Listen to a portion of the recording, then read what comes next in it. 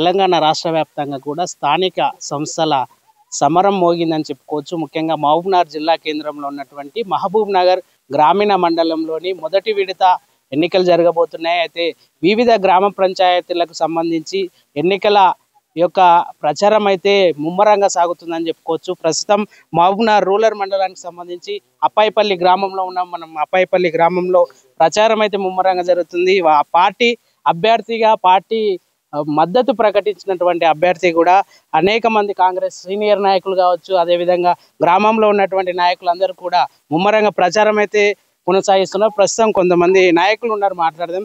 అసలు చెప్పండి, మీరు చేసిన అభివృద్ధి ఏంటి ఇప్పటి వరకు? మీ పార్టీ అభ్యర్థిని ముందుకు తీసుకుపోతున్నారు, ఓట్లు ఎలా అడుగుతున్నారు? పార్టీ ఈరోజు రేవంత్ రెడ్డి ప్రభుత్వంలో చాలా బ్రహ్మాండంగా ఉంది. అభివృద్ధి పథంగా చూసుకుంటే గత 10 సంవత్సరాల కేసీఆర్ పాలన చాలా తెలంగాణ వెనకాడిపోయింది. ఈరోజు ముందు చూపిస్తుంటే ప్రజలకు, బీద ప్రజలకు కానీ ఇండ్లు కానివ్వండి, రైతు భరోసా కానివ్వండి, రైతు బంధు కానివ్వండి, ఇంకా ఆసరా కానివ్వండి, రుణమాఫీ కానివ్వండి, సన్నబియ్యం కానివ్వండి, ఇలాంటి ఎన్నో పథకాలు మన అందరికీ, రేషన్ కార్డు కావాలంటే ఇవన్నీ అభివృద్ధి పథంగా చాలా ముందుకు నడుస్తుంది. ఇటువంటి మన గ్రామానికి ఇంకా అభివృద్ధి చెందాలంటే ఈ రోజున్న కాంగ్రెస్ పథకానికి బలపరిస్తే మనకి ఇంకా మంచి జరుగుతుంది, ఉపయోగపడుతుంది. ఊరు ఇంకా అంచెలంచెలుగా చాలా ఎదుగుతుంది అని నేను విన్నవిస్తున్నాను. మీ ఊర్లో ఇప్పటి వరకు ఎంత రుణమాఫీ అయింది, ఎన్ని ఇందిరమ్మ ఇట్లా ఇచ్చారు అందాదా? మా ఊరిలో దాదాపు 2 కోట్ల పైననే రుణమాఫీ జరిగింది.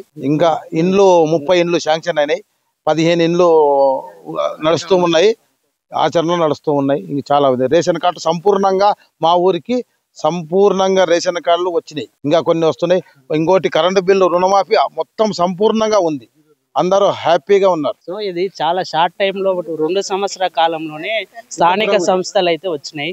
10 సంవత్సరాలు చేసిన అభివృద్ధి కూడా బీఆర్ఎస్ పార్టీకి సంబంధించి ఉంది అని చెప్పి గ్రామంలో వాళ్ళు కూడా ప్రచారం చేస్తున్నారు. ఎలా ఢీకొనబోతున్నారు మీరు మిగతా అభ్యర్థులతో? అసలు మా ఊరి అభివృద్ధి 10 సంవత్సరాలు ఏమీ లేదు. ఇంతకుముందు 10 సంవత్సరాలు కాంగ్రెస్ ప్రభుత్వం వైఎస్ఆర్పీలో చేసిన అభివృద్ధి ఉంది. ఇక్కడ ఎలాంటి ఒక్కటి కూడా కనబడలేదు. తిరిగి చూసినా ఊళ్ళో కనబడుతుంది. ఎవరైనా చెప్పగలుగుతాం, మేము కూడా చెప్పగలుగుతాం. అభివృద్ధి ప్రథంలో నేను ఇంతకుముందు వైఎస్ రాజశేఖర హయాంలో నేను సర్పంచ్ని, మళ్ళీ ఇప్పుడు ఇంకో వ్యక్తిని సర్పంచ్ని చేసి గెలిపించుకొని ఇంకా అభివృద్ధి పథంగా ముందుకు నడిపిస్తానని చెప్తున్నాను. సో కొంతమంది మద్దతుదారులు కూడా వచ్చారు, కాంగ్రెస్ సీనియర్ నాయకులు. చెప్పండి, ఇక్కడ మద్దతుదారులుగా వచ్చేసరి ఎట్లా ఉంది ఊర్లో ప్రచారం? ప్రచారం చాలా బ్రహ్మాండంగా జరుగుతుంది. కానీ పైన రేవంత్ రెడ్డి, ఎమ్మెల్యే ఎన్ఎం రెడ్డి, ఇక్కడ సర్పంచ్ మన కాంగ్రెస్ బలపరిచిన అభ్యర్థి జ్యోతి గారు ఉంటేనే అభివృద్ధి జరుగుతుందని చెప్పేసి గ్రామ ప్రజలందరూ కూడా మాతో చెప్పడం జరిగింది. కాబట్టి మేము కూడా అదే చెప్తున్నాము. ఎప్పుడైతే పరిపాలన గవర్నమెంట్ మన ఉంది కాబట్టి నిధులు కావాలన్నా, మీకు డబుల్ బెడ్రూమ్ ఇల్లు కావాలన్నా, లేకపోతే పెన్షన్లు కావాలన్నా, రేషన్ కార్డులు కావాలన్నా అన్నిటి కూడా మన సార్ ఎమ్మెల్యే ఎన్ఎం రెడ్డి గారు ఉన్నారు. ఆయన అడుగుదలలో మేము నడుస్తున్నాము. కాబట్టి మా ఎమ్మెల్యే గారు బలపరిచిన అభ్యర్థిని మేము కోరుకుంటున్నాం. సో ఇది మొత్తానికి అభ్యర్థి ఉన్నారు, సర్పంచ్ అభ్యర్థి. మాట్లాడదాం. చెప్పండి, ఇప్పటికీ వరకు కూడా మీరు రాజకీయాల్లో లేరు, మొదటిగా రాజకీయాల్లోకి వచ్చారు. ఇప్పుడు ఏమని ఎలా ఓట్లు అడగబోతున్నారు ఓటర్లు? మా ఊర్లో ఇంతవరకు ఇందిరమ్మ ఇల్లు వచ్చినాయి, 15 వరకు ఇల్లు కట్టుకుంటున్నారు. ఇంకా సెకండ్ విడత ఇల్లు కూడా కట్టడానికి కాంగ్రెస్ నుంచి నేను వచ్చినాను. కాంగ్రెస్ అభ్యర్థిగా గెలిచినప్పుడు తర్వాతనే కదా మనకి ఇందిరమ్మ ఇల్లు గాని, కొత్త పెన్షన్లు గాని, రేషన్ కార్డులు గాని ఇవన్నీ చేపిస్తామని కాంగ్రెస్ ప్రభుత్వం నుంచి చెప్తున్నాను. మహిళల నుండి ఎటువంటి రెస్పాన్స్? మహిళలు మేము ఇప్పటి వరకు మహిళా రుణమాఫీ జరిగింది, ఫస్ట్ విడత సెకండ్ విడత.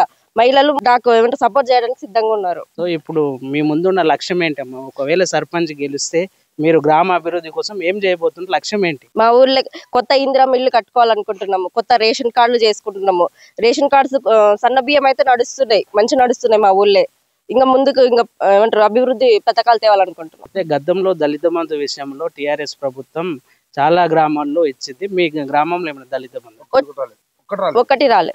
ఒక్కొక్కరి ఇంటికి ఎవరికి ఏమున్నాయి వాళ్ళు వాళ్ళ కోసం ఎంక్వైరీ చేసి మేము వాళ్ళకు దళిత బంధు ఇవ్వాలనుకుంటున్నాం, ఎంక్వైరీ చేసి. సో ఇప్పుడు మొత్తానికి అప్పాయిపల్లి గ్రామ ఓటర్లకు ఏం చెప్పబోతున్నారు? కాంగ్రెస్ ప్రభుత్వం మార్పు కావాలనుకుంటున్నాం.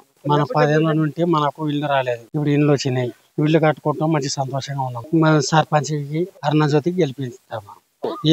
మనకు ఇల్లు వచ్చినాయి, మన సంతోషం. ఇంకా మన తరపుకలు ఇంకా 10 ఇల్లు వస్తే 10 మందికి ఇంకా మనకు ఖుషి మాత్రం ఉంటుంది. అటువంటి మంచిని సర్పంచ్ని గెలిపించుకోవాలి.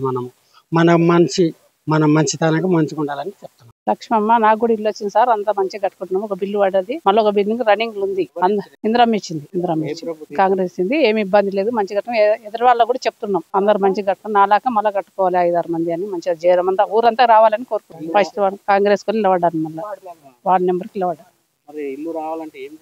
ఏం చేయాలి అందరూ చెప్పాలి సార్, చెప్పుకుంటున్నాం ఒకరికొకరు.